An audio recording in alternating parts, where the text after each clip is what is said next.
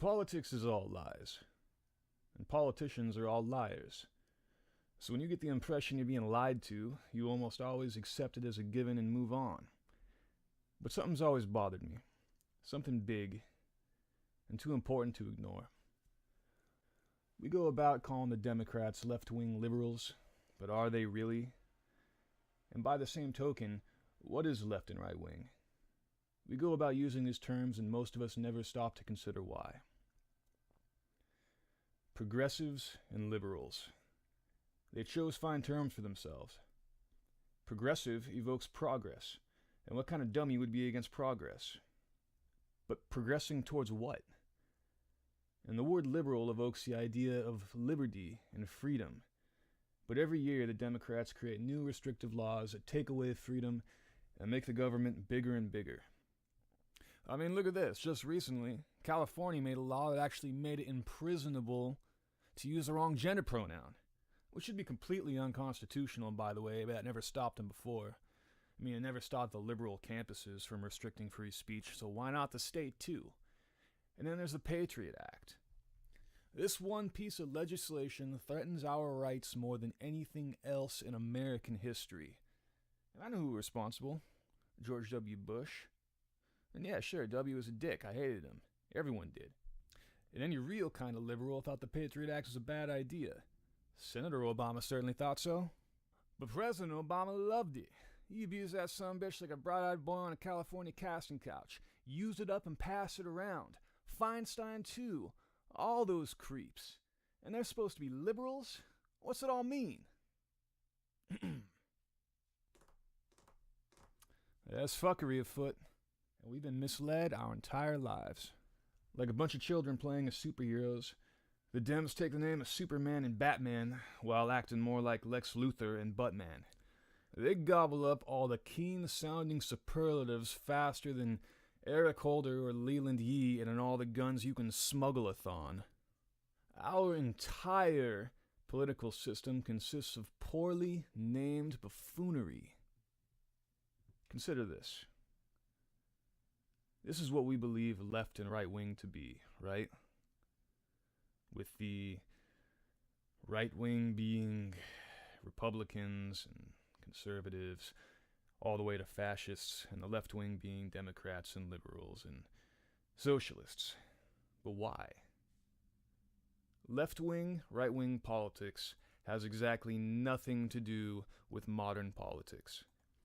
These terms refer to Revolutionary era French Parliament seating as related to the president who sat in the center. The original right wing consisted of nobility and pro-monarchist politicians, whereas revolutionaries sat on the left wing. Simply put, it related to one's stance on the monarchy. So how did this anachronistic labeling cross vast distances of time and space to relate to modern politics? None of it makes any sense. There is no monarchy, at least not in the U.S., and if we were to relate the terms to something more modern, like a powerful centralized federal government, the terms still don't line up. The Democrats who favor big government should be right-wing. So really, left and right-wing has no bearing whatsoever with modern politics. I mean, could the authoritarian monarch Marie Antoinette be a Democrat? Wouldn't so much as being a pasty, 300-year-old, out-of-touch tyrannical mummy, sure. But fat lot of good that does us. Because the Marie Antoinette treatment don't work on mummies. And liberalism. Amongst the more vocal conservatives, the term liberals become a slur. You dismiss your enemies as over-emotional liberals. But why? Liberalism in origin is anti-authoritarian if nothing else. Voltaire, Locke, Milton, all of the original liberals were against big government. Much in the same way as modern libertarians, and really the same as conservatives. And before anyone says anything about social liberalism, no. They just hijack the term. And besides, if being for gay marriage makes you a liberal, then that means Trump is a liberal. And he ain't, unfortunately, at all. Not under any definition. The more I look into it, the more it seems like the Democrats and the so-called left-wing European parties just grabbed up the best-sounding labels and then proceeded to throw away the definition. And everyone who opposes them is far right, because that's what the Nazis are, right? Fascists, the absolute most extreme of the extremists. But as we said before, far right originally meant pro-monarchy. So does it really match up? Well, let's shift gears.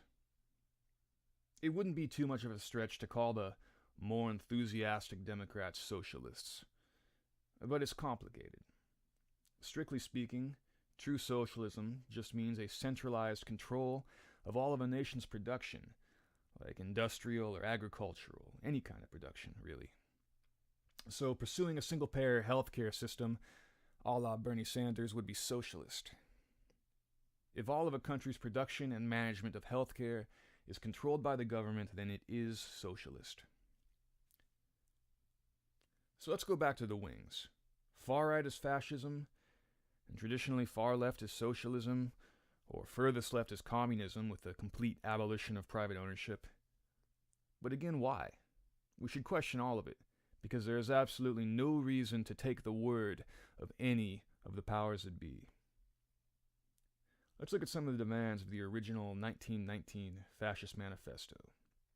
It had things like a strong progressive tax that would expropriate the wealth, the seizure of possessions of all the religious congregations, the complete systemization, nationalization of all of the transportation industries, and the nationalization of the arms industries. And it looks really like all of the labor industries. On top, of course, of medical insurance. Does this look familiar to you? That's right, kiddies.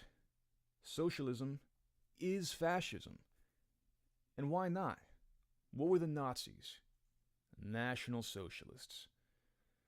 And what are these little botched back alley coat-hanger abortions? They're black shirts, literally and figuratively. And every single so-called communist regime that has ever been has been a stratified government under the control of a dictator. Every last one. As a matter of fact, Mussolini admired Karl Marx. But much like every other dictator, he thought that the revolution would come not from the common people, but from the leaders. The rich, elitist, powerful leaders. The dictators, in a word. So when we see the left-right paradigm and think this, we should really be thinking this. Anti-authoritarians on the left wing and big government on the right wing. It's a bad situation we're in. Every term we've had forced upon us has been little better than brainwashing. Now, fascism has a deservedly bad connotation, so the modern socialists can't call themselves fascists, so they call everyone else fascists. And I mean, really, ain't that what the Democrats do these days anyways? When they are about to get caught up in the midst of some heinous crime or scandal, they immediately accuse the opposition of the same crime. So when they accuse us of fascism, is it because they are really fascists? Also known as socialists? Well, I'm going to stop just short of calling the Democrats socialists, because I don't want to water down the word. They do, however, want to tax us to death, regulate our society, and have a very, very large government. They are not liberals. I will also humbly submit that when you tax 85% or so of a nation's income, a la democratic socialism, you are controlling that nation's production of money.